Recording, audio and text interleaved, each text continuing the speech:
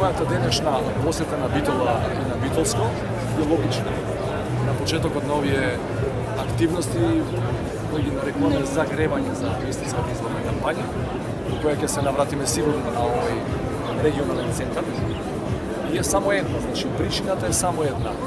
Да разговараме со луѓето и да ги прашаме зошто овој објективно еден од најважните центри на Македонија во последниве години толку стагнира, што е од дебела сенка на се што се случува во метрополата во Скопје. Моето чувство и мојот впечаток од разговорите што ги имав досега, допро ќе имам уште неколку, е дека локалната власт многу не му ја мисли за развојот на градот и на регионот, затоа што работи по инструкции политички на централната власт.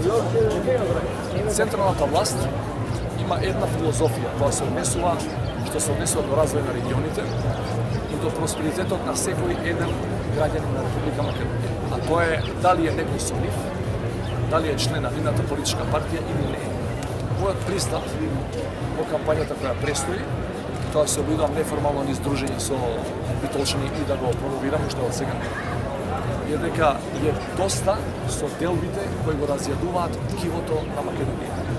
Мојот пристап ќе биде кон граѓаните, навистина кон граѓанинот кој има име и презиме и при тоа воопшто нема да ме интересира неговата етничка, религиозна, партиска или било каква друга припадност.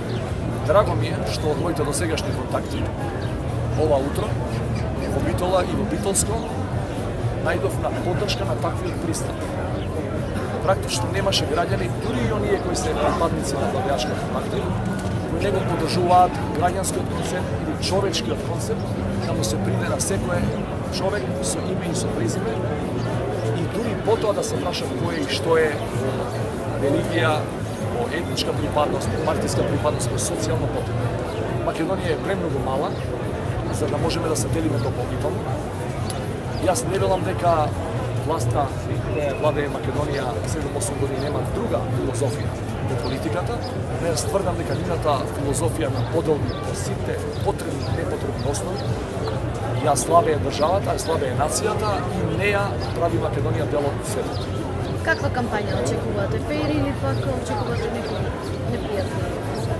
Од другата страна се навикнавме само на еден вид на кампања, само на негативности, само на лоши работи и измислување за против кандидатите. Мојот пристап ќе биде сосема обратен на тоа.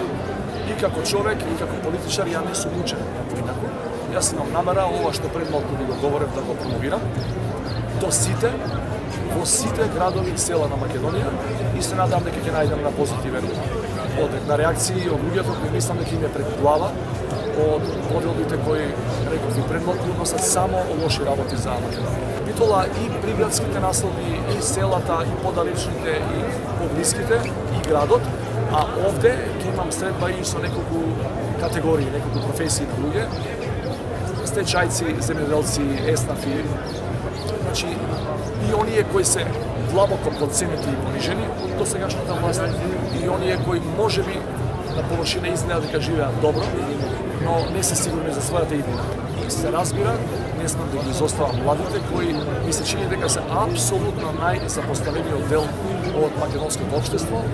Битола е традиционално пчеларски крај, чии од кај вас со децении наназад луѓето се иселуваат барајќи подобар живот, но последниот голем емигрантски бран кој се случува од цела Македонија и во Битола ги надминува сите претходни. И ова опустошување на Битола од оние кои треба да бидат виталната сила за било каков препород на Македонија, мора да ги загрижи сите оние кои примаат плата да водат сметка во оваа држава да се живее подобро.